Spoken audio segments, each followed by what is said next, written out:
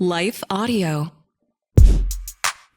Today on Talk About That, John opts out of the multiverse and goes full analog dad mode on a road trip. Meanwhile, I can't slow down on skis and tell you about the time a cow was milked in midair. Plus a conversation about healthy boundaries and how most people don't come to God until they come to the end of themselves. Today's episode is not sponsored by Kit Kat. You don't need a candy bar, you need 4 tiny candy bars.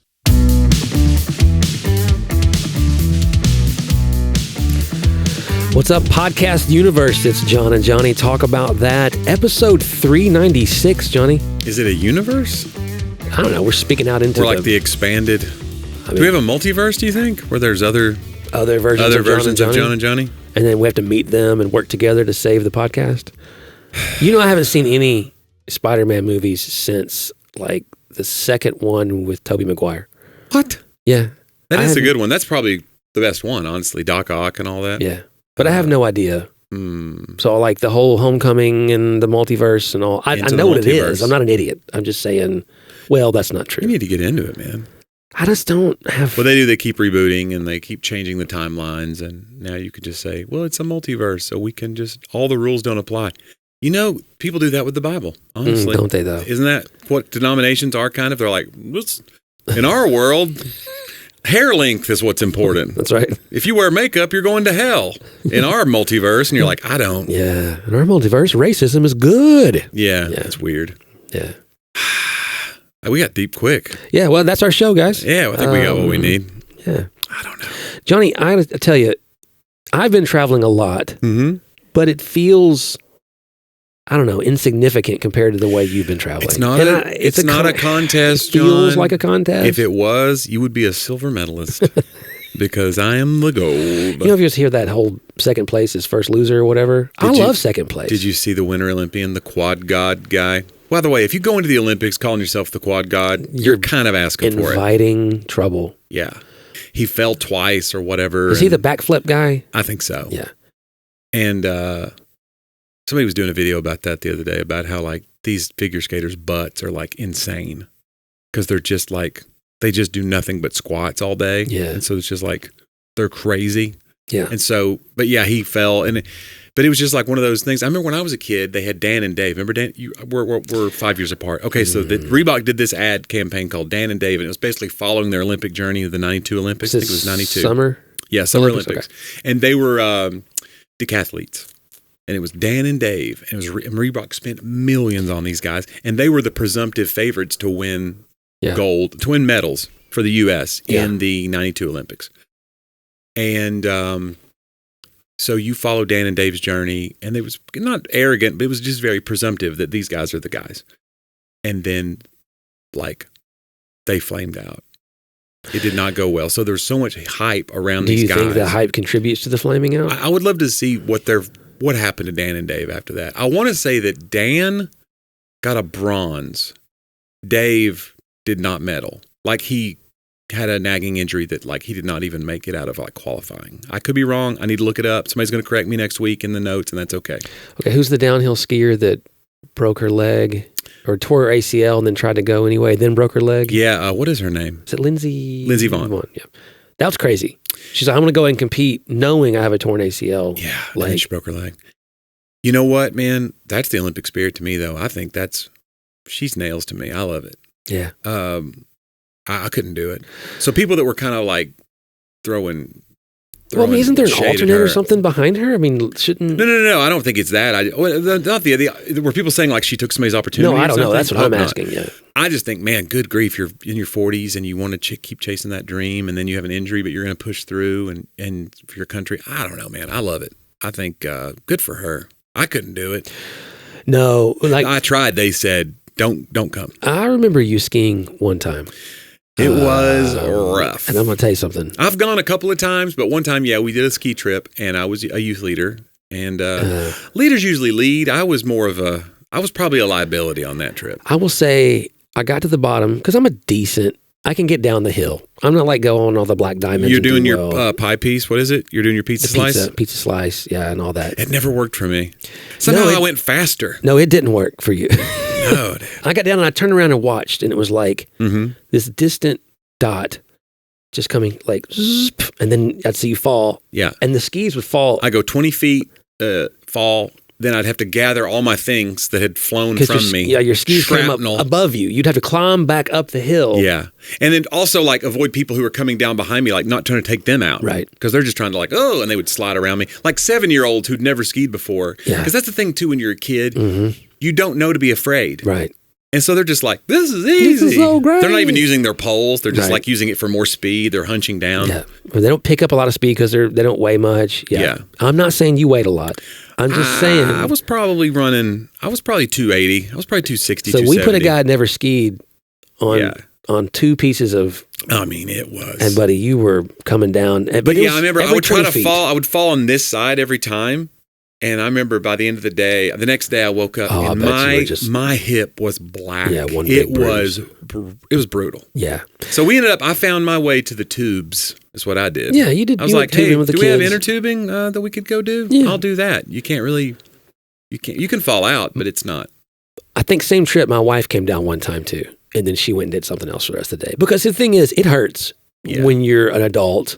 Like I think I first skied as a teen and then I wasn't good at skiing, but I took kids and I had to learn. Yeah. I remember I took it, the first youth group. Did you go to that one? That's the one we drove in a snowstorm. Maybe. And you picked me up in Knoxville one time. And we were on the old school bus. Yeah. And like got there real late. And so that was like, I hadn't skied in a long time. Is that the one where Dane pretended you had left him at the thing or something? No, I don't think so. Did you really leave him one time or no? Okay, yeah. No, that was a fine arts trip. One of the youth group kids, you stop at the gas station, all the kids go in and get sodas. And you're like, don't fill up on sodas. We're going to have to stop to pee again. Please. They all go in. They're in there forever. Yeah. And then we take off and they get like an hour down the road. And one of the kids texts John, you left me at the gas station. It had been and an John hour. panicked. It was the best. Which he knew to wait. And he hid down behind the seat. You're like looking back there. That guy's on staff here now. He's on. Isn't that crazy? He has 2 little kids of his own. And he wrote our And if that happened, he'd be like, God, if one of my kids ever did that. Oh, Dane would love it. Yeah. It's so funny. So interestingly enough, saw Dane's wife, Emily, and Dane has 2 amazing little boys. Yeah. And so he's on tour with Disciple. Yeah. And they did Bridgestone. They did Bridgestone. So I think. Winter Jam. I think, so Disciple has this other act as well called Honor and Glory that Dane sings in. Right, it's like a their worship project. Like a metal band doing worship. And so he's up there. He's literally at Bridgestone. Did you go? No, I've watched you missed it. If I'd been in town, I would have been there. But I watched the videos of Dane leading worship at Bridgestone, and Emily had kept going back because their boys are right down the front of the and stage. it panned over to Wyatt, and they I was are bawling. I know, man. They're I was beaming. So excited for this their little dad. boy looking at his dad sing in front of all those thousands of people. It was the most beautiful thing. It was the most amazing thing. Of course, I'm having all these layers of like, okay, I remember when Dane was 12, and then now, it's just like it was. Remember when he was that little boy? It was great, man. Yeah, no. Yeah. Someday when I do Bridgestone, you can be down, like on the floor. I'll be there when you make the Olympics. Will you? Yeah. Well, I'm a pretty good skier. I think you got a shot. I think I've just do your. It'd be funny if they interviewed Lindsey Vonn and they were like, "What happened?" And she was like, "I didn't make the pizza slice. I forgot my training." You just get in a mode and you forget your training. It'd be amazing if that's all it was that they did. You go, hey, that they're going over their scheme for hey guys, don't forget pizza slice. Every Whatever time. you do, yeah. I do. You do see like basketball coaches, they're still telling them to put their hands up on defense and stuff in college game. Yeah, fundamentals. It's all about fundamentals. Tennessee basketball, Rick Barnes is the head coach, but the other coaches coach different things during the game. There's like a defensive coordinator type guy, and the whole time when they get into a certain set, you'll see him just waving his hands up real high, trying to remind the guys. And you're like, these are basically professional players because they're getting NIL money now. Yeah. And they still have to be reminded, of those things, which is interesting to me. And Jonnie, I think there's a lesson there, isn't there? Sometimes we forget the fundamentals. You just need to raise your hands. Some of y'all need to keep your hand in the devil's face. Yeah. Remember how Moses, when Joshua was fighting, had to keep his hands up?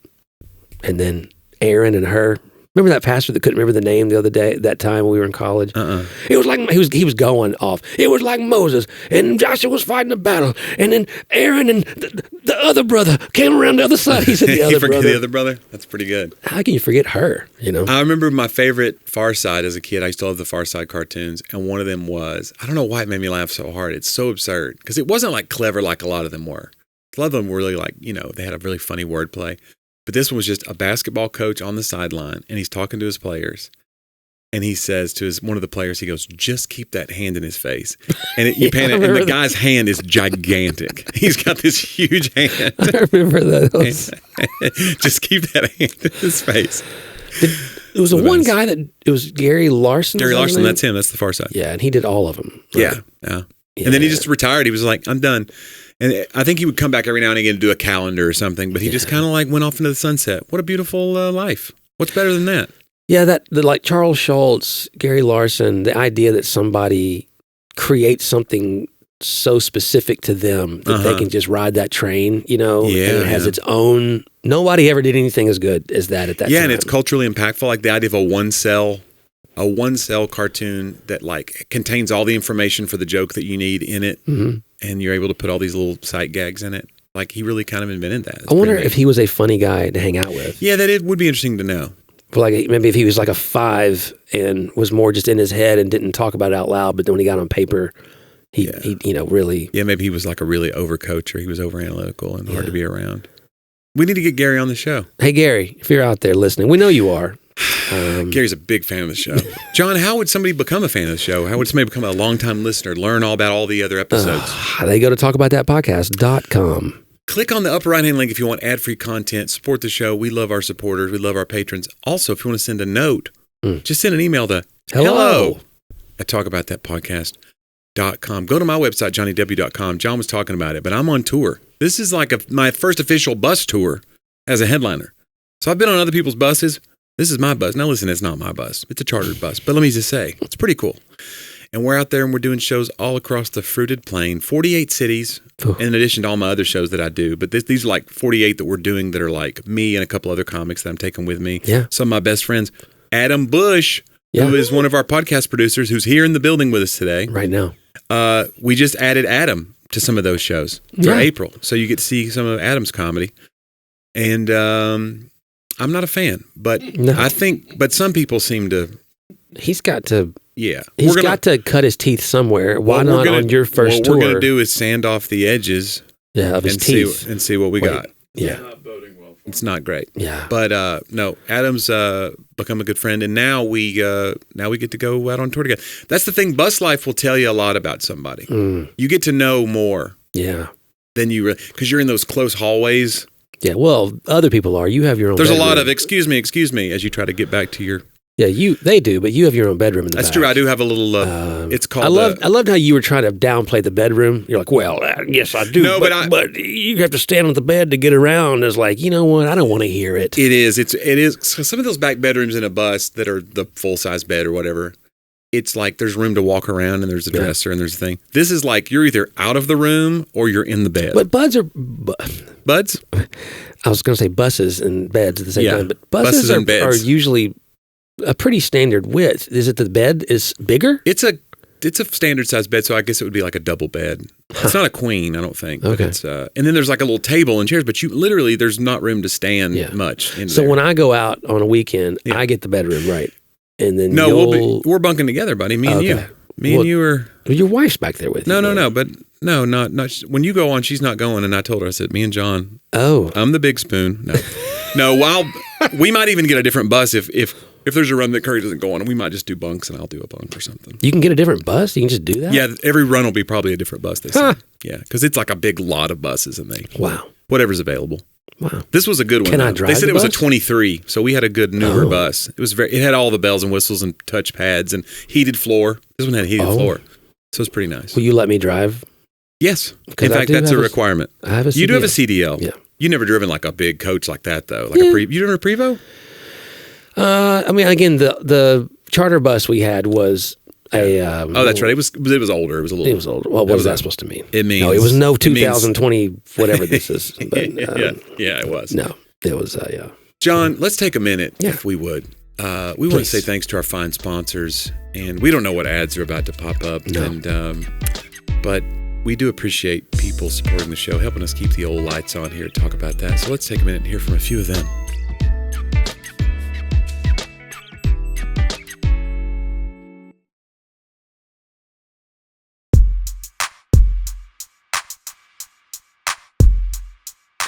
And we're back. Do want to always encourage the listeners. Yeah. Write that email to us. We love hearing from you. We do. I think people, you know what I think I'm going to do is start accepting joke submissions, because now some of the emails have started saying, here's a good joke. Mm-hmm. Here's a good old joke for Joke About That. Mm-hmm. That's a great idea. So if you've got a good old, because I always have to scour the internet for those old jokes, because you got to find one that's clean. I got to find one that's not too corny. Right. It's a really tough cliff to climb now, because we're running, I mean, we've done that segment for a couple of years now. And so if you have an old joke that you love, that you tell it's like your family joke, not like dad jokes, but if you have an old like story joke, send me your jokes, and maybe we'll read it on, if we read it on the air. Oh, don't go promising things you're not going to do it. I'll acknowledge you. Let me say there that. I'll acknowledge that you sent it. Yeah. By the way, our longtime listener, Colette Groves, when we did the episode about I think she's South Carolina. Yeah, micro wrestling episode where we talked about different things you see. She wrote, Gaffney, South Carolina is the home of Peachoid, located I-85, about halfway between Greenville, South Carolina and Charlotte, North Carolina. Before they gave it some color texture and added the leaf, and she sent a picture. It's a big peach. Yeah. It looked like a big butt. Oh, it does. And they have one of those in Alabama, too. Is it Alabama or Georgia? I think it's Alabama. Well, Georgia peaches, so maybe, but Alabama has peaches as well. Is it? But yeah, I've seen the Peachoid. I've seen what she's talking about. Yeah, well, I've seen one that looks just like this. It is a butt. It's a butt statue. Yeah, that's what it looks like. So thank you, Colette, for sending that. Hey, let's keep the show PG, Colette. Yeah, geez. Good grief. I mean, we can't go saying words like, maybe that is a bad parent. If you're listening and that was not the word you wanted your kid to hear. I'm sorry. Bottom. I already talked about figure skaters today. This is weird. I apologize. Maybe we should just go into my segment. Derriere. Let's go to your segment. We call it They Talked About That.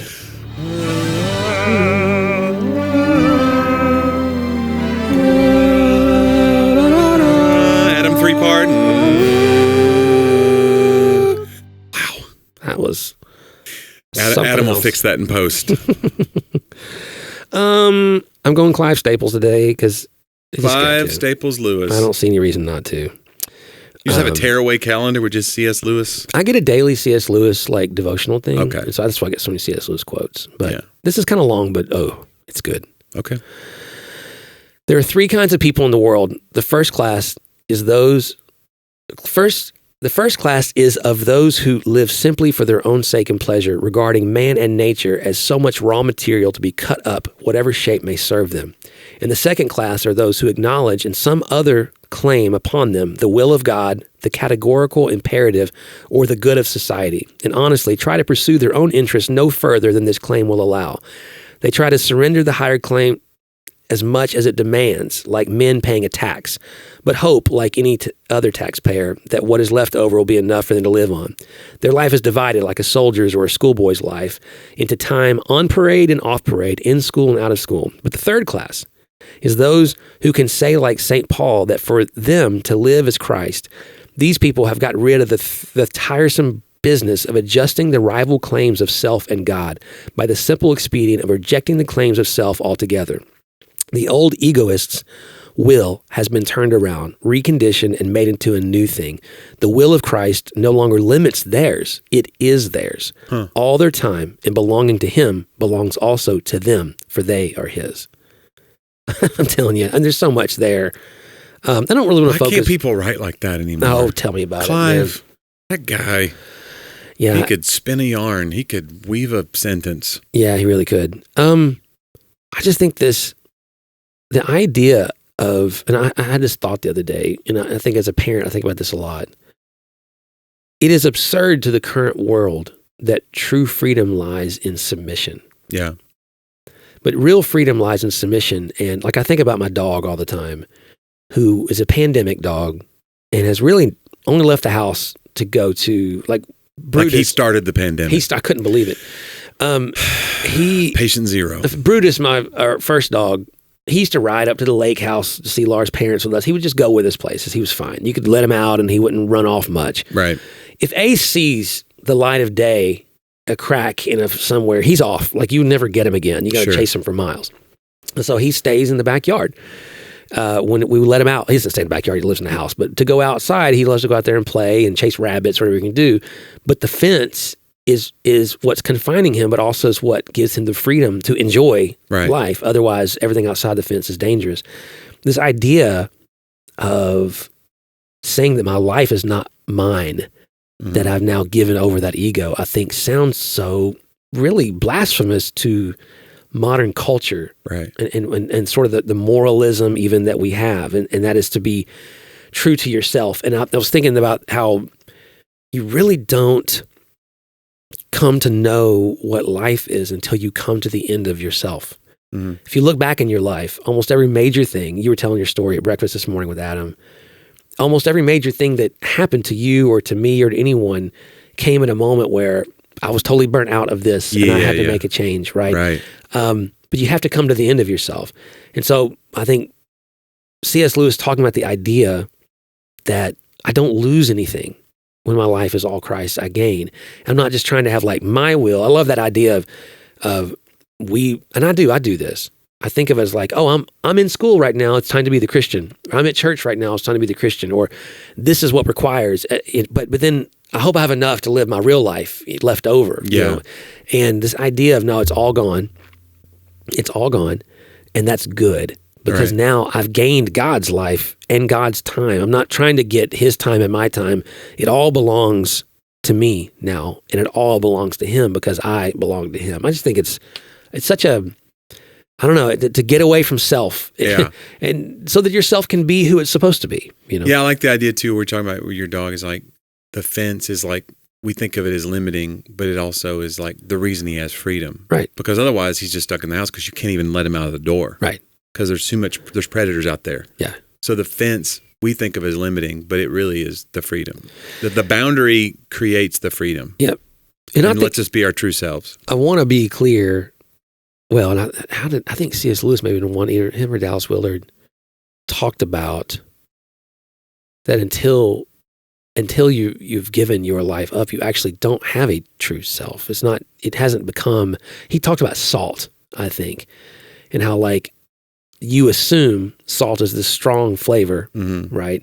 He was talking about God and his ways being like the salt. And you go, if you just thought about it, this is so strong, this is going to mess up the flavor of everything else. But actually it brings out the flavor of everything else. Right. And so adding the ways of God to your life actually brings out who you're supposed to be. It doesn't overwhelm it and take it away. It makes it better. And I want to be clear too, this is a very spiritual thing. I'm not speaking right now. I do think there are things in society that sometimes someone's trying to put forced boundaries around people or people groups and then tell them, just do what I say within this boundary and you'll have freedom. Right, sure. That's not what I'm talking about right now. But I think in the ways of Christ to say, hey. John, you're getting so political all I'm the time. not being political. I'm just saying. Grief, if you're in North Korea listening, guys, we're not saying just do what they say. You mean the People's Republic of North Korea, John? I think you mean the People's Democratic Republic of North Korea. I think you mean the super duper democratic People's... We don't mean any of that. No. John, let's do my segments. Let's start with Johnny's old jokes. We call it Joke About That.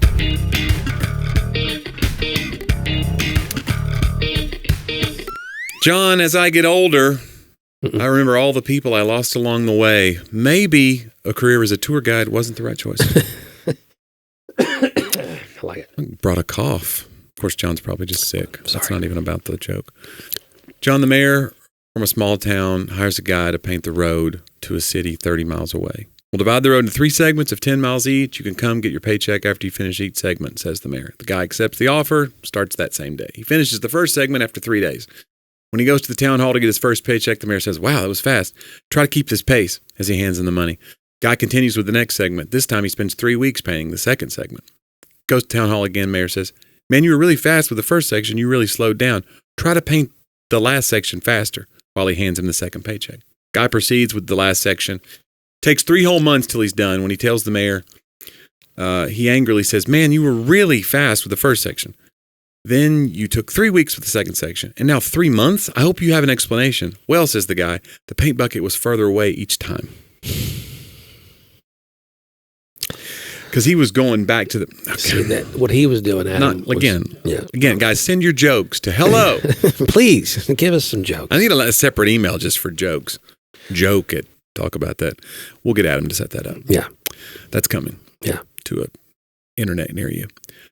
This is an old Reagan and Gorbachev joke, but I guess it could be Putin if we wanted to. But Reagan and Gorbachev, the leader of Russia. So I don't know when this joke came around, but Reagan and Gorbachev are traveling together in a limousine. They both begin to discuss the loyalty of their men. Gorbachev says that his guard is so loyal, if he asked him to jump off the bridge, he would jump. Reagan claims that his guard can do the same, and to prove this, he orders his guard to jump. However, Reagan's guard refuses and says he has a wife and 3 kids at home, so he can't do this. Then Gorbachev orders his guard to do the same, and his guard gets ready to exit the limo and jump off the bridge. Reagan is confused and asks him, well, why are you so willing to jump? Gorbachev's guard replies, I've got a wife and 3 kids at home. You see, friends, he didn't like his wife. He didn't like his wife or his 3 kids. We are not endorsing that idea. We're very pro-family here. Talk about that. We very love our wives. John's not trying to jump off a bridge. No, I love my wife. Yeah, I talked him out of it. Okay. John, a game designer is trying to make a version of, this is a true story. There's a game designer trying to make a version of a train simulator, but with carriages. He keeps having one issue, though, where the carriage always ends up being much smaller than what he intended. It's a little buggy. I like a good wordplay. That's good. Let's move forward, John. Let's do This Week in History to close out the show. We call it Talk About Then.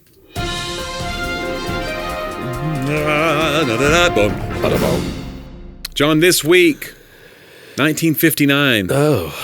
The low-budget horror film House on Haunted Hill, starring Vincent Price. Now listen, we're 5 years apart. You didn't grow up around scary movies, did you? But you know who Vincent Price is, right? No. Really? If I showed you a picture, I don't do horror movies. And I like this story, though, because it was produced and directed by William Castle, who was known for his use of gimmicks to promote horror films. We used to go to the movie house, and they would do these things called 4D films or 3D films. 4D was like when they would introduce some gimmick into the room to make you extra scared. They would vibrate the seats. They would have somebody behind you. They would spray water. They would do, at the key moment. So during in the feature film, he used an effect he called emergo, which is a plastic skeleton that would fly over the theater audience during a corresponding scene in the movie. So evidently there's a skeleton that's haunting the castle, and he had a skeleton in real life fly into the movie house on wires, and it would terrify the people. House on Haunted Hill was made on a budget of about $200,000 and earned over $2.5 million at the box office. This is 1959. Wow! So that's over $1 billion today. No, it's not. I don't know, but it's a pretty good scale. I don't know. But yeah, I don't know. We should do that at our homes when you watch a scary movie or watch goose it a little bit, add a little pizzazz to it. Yeah. People have really gotten into Halloween in my neighborhood. I don't know how it is in your neighborhood. These gigantic 20-foot tall skeletons that are in people's yards. What do you do with those in the off-season? Dude, there's one I drove by the other day. It's still up. Oh, they just decorated for... There's nothing on it. It's just a naked skeleton just standing in the yard in the middle of February. Because people leave their Christmas trees up. It seems like they should do it with those skeletons. It's like, this is Arbor Day skeleton now. It's just my greenery around it. We left Christmas tree up. You have it up still? We have a Valentine's Day Christmas tree right now. No, you don't. I was at your house. Was it up then? Yes. I didn't see it. Wait, when were you at my house? Oh, that was before. It was around Christmas time, so never mind. It should have been. That was the Christmas tree, Johnny. Okay. Where are we? Who are you now? We've been talking about it forever, but we finally did it. We left the tree up. Now I think she'll do a spring tree next. So, yeah. Come on. I think it's great. Now we're just into paganism. No, it's like bunnies and chicks. Again. The mascots for paganism. Yeah. Well, I think it's fine, John. You worship whatever you want to worship. That's for me and my house. we cut down trees in my house. Is it not a real tree? It's a fake tree. But you couldn't have a real tree living It'd be that tough long. It'd be really hard to last needle falling off. Just in there March 21st. Watering every day. Yeah, come on. Heat lamps and hang eggs on it, I guess. She'll do. She'll do something. She's listening right now. She's got a plan. She'll be like, guys, I got this. I don't need your help. She's got it. Yeah. So put eggs under the tree. John, the first U.S. government loan occurred this week, 1790. Wow. The U.S. government took out its first loan for the amount of $191,608.81. Very specific amount. It was paid off in June. So February to June to pay off the loan. And the government, this is true, has never borrowed money since. Wow. Can you believe it? I can't believe it. We turned a new course. We were like, never again. Yeah. And so that's why we have such affluence and purpose. And I'm shocked that's the first government loan because we took a lot of loans for the Revolutionary War, but I don't know who this says the U.S. government took out its first. I wonder who from and how it all worked. Right, because right then we didn't. It didn't say if it was from another country yet. So yeah, 1790. I don't know what's going on, but yeah, the government. That was a slippery slope. We're going to go slippery slope argument. John, finally, this week in 1930, the first cow to fly in an airplane. Huh. Yeah. Did he fly the airplane or fly in? He flew in. Okay. The first cow to fly an airplane was much later. Much later, yes. Much later. Everyone knows that story. A cow named Elm Farm Ollie became the first cow to fly in an airplane. The 72-mile trip from Bismarck, Missouri to St. Louis was a part of the International Air Exposition in St. Louis. Elm Farm Ollie was milked mid-flight. Huh. And her milk, Ollie sounds like a male name, but evidently Ollie was short for, I don't know, Olamina? I don't know. Olivia? Ollie was, Ollie, well, it could have been Olivia. Ollie was milked mid-flight, and her milk was placed in paper cartons and parachuted to spectators below. Oh, just so they're getting weird raw milk coming that's out of the warm. Sky? Oh. It's not even chilled. Yeah. This is 1930, but we had pasteurization then, didn't we? Wasn't it?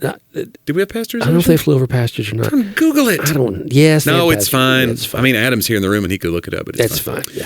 After the flight, Elm Farm Yes, Ollie, we had pasteurization. That's like way back in the 1700s, right? Yeah, Louis Pasteur. Yeah, Pasteur. After the flight, Elm Farm Ollie became known as Sky Queen. Shouldn't there be cow in the name of your nickname of some sort? Like, we would just think it could be anybody. Hey, there's Sky Queen. And he's Sky Heifer. Yeah. Isn't he? Should have been something, that had your bovine nature in it. Bovine. I was going with bovine, but... Flying bovine. And should have... Well, I wish we would have been alive in those days. Elm Farm Ollie. May she rest in, I'm assuming, may she rest in peace. I want to guess, yeah. I thought it was going to say, after the flight, they cut her up into, and then they all dropping steaks. They're dropping her milk from the sky, and they're like, you know what, I could go for a T-bone. I don't know how cows work. Is that the same kind? Or there's beefsteaks and there's milk. You have not lived until you butchered at There's cows 30,000. you milk, and there's cows that you slaughter, and then there's cows that you just have as... pets. Well, no, you have them do, I don't know what you do. What are the third kinds of cows? I don't know. I don't know a lot about cattle. Then there's bulls, and they chase you down, and you hold up a thing, and they. Yeah, I think I'd rather. Would you ever run with the bulls? That's a thing that like middle-aged men like. I don't think so. I'm not very fast. But you do have like risk. You talk about the risk aversion, but you go. What are you counterphobic? Yeah, you got to go do it because you're afraid of it. I would skydive. I think I would skydive. What do you mean you would? You got the money. Let's go. You want to skydive? I'll do it. Can we be each other's tandem thing? I don't think so. Would you be on my back or would I be on your back? I don't think so. I just think that's asking for trouble. It needs to be a trained person. Correct. There needs to be someone. So I need to start taking the proper training. You get the training. I know that you're supposed to make a pizza slice in midair, and you make yourself into a pizza slice, and you're fine. You're like, hey, grab that milk on our way down. Yeah, it's. Grab that. Here's some warm milk from the sky. Fresh from the. If milk falls from a parachute and you drink it, you deserve what happens to you. Did it have a lid? Did they have lids? It was in a carton. It said paper cartons. I think paper cartons. So the fold out like the kinds we would have had in school, maybe. But they couldn't have been. They didn't really advance on that design, even all the way up into the 80s when I was a kid. When you're getting the paper cartons. Did you ever have trouble getting it open in a way that would create 100%. Drinking? Yeah, and you got your pencil handy, you're stabbing that thing. Gosh. That's what I used to say about juice Capri Suns. Oh. Sometimes that straw just goes. Yeah. That's an old joke I used to do, and I need to bring that joke back. What was it? After seeing my doctor open a Capri Sun, I hope I never need an emergency tracheotomy. Yeah. Because the straw. Just straight through. Yeah. Anyways, apologize to our listeners who've had tracheotomies. Yeah. Did I tell you I went to St. Louis last weekend? No. For volleyball? Did you drink milk? I couldn't believe it. Milk was falling from the... St. Louis is mostly vacant, the downtown area. Like the buildings are all empty, a lot of them. It was really interesting. So if me and you wanted to go, You think it's just not a thriving city anymore? I think something's going we're on? talking, but because I had to walk a long way for parking, I was like, People are going to there's a correct that. lot. They're going to be like, St. Louis is. No, I love St. Louis. Love it. It's just there's a lot of vacant buildings. Yeah. Yeah. Did you go to City Museum? No, not this time. No time with volleyball. We didn't do the arch or anything. All I did was drive.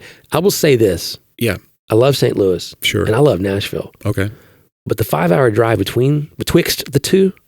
No, it's is a soul-sucking. It really is. There's nothing to see. It's a like. If you're one of those cities along the way, we apologize. We don't mean apologize. any harm, but man, come on, guys, do better. Build something. I used to drive that route a lot because I'd catch the bus with Tim Hawkins. Yeah. He's from St. Louis, so I'd be driving, and it's you're haggard, you're just trying to get on the bus and get going, and you're just like, man, this drive. Yeah. And then you got to do it when you get home. Like when you get back to the bus, you're like, now I got to drive back. Drive home was daytime, and we were tired, but it was actually better. Which, by the way, I did a thing because we had one of Sadie's friends ride along with us, and I was like, okay. Now I did not do it on the hour like I wanted to, but this would be a good license idea. plate game. I Spy with My Little Eye. Well, I bought these things online called scenario cards. Yeah, boy. And this sounds like somebody that thinks they're a fun dad would do. And the kids are like, scenario cards, really, Dad? No, just let us play on our phones. That's what I said. Hey, 15 minutes out of every hour, we put our phones down. Okay. We're just going to do scenario cards. And they're like, they're all what if. Yeah. And they're actually made by therapists, but they're for initiating. So this sounds like a nightmare. Just listen. They have these little spice levels on them. Like you can do the spicy ones or the. But it could be something like one of them was if you could have one animal that was loyal to you by your side for the rest of your life, what would it be? Peregrine falcon. Okay, that's strangely specific and quick. Quick to answer. So then you kind of go through, or if you could. Yeah. What would your 6th grade self be surprised about if they knew what you were doing? That I now have a peregrine falcon. Be completely shocked. They would be totally They'd be shocked. like, I knew if we held on to our dreams, we would eventually get one. You would be great for this game. I would just make it all jokes. I'd make fun of the game. That's how I enjoy games. I make fun of the people who go, well, let's get a conversation going. And I go, this guy's a loser. He wants to talk. Share his feelings and have a heart. No, but did the kids like it? They did. They loved it. Yeah. Yeah. They're like, we don't even need these phones. They threw them out the window. I couldn't believe it. I was like, you saved America.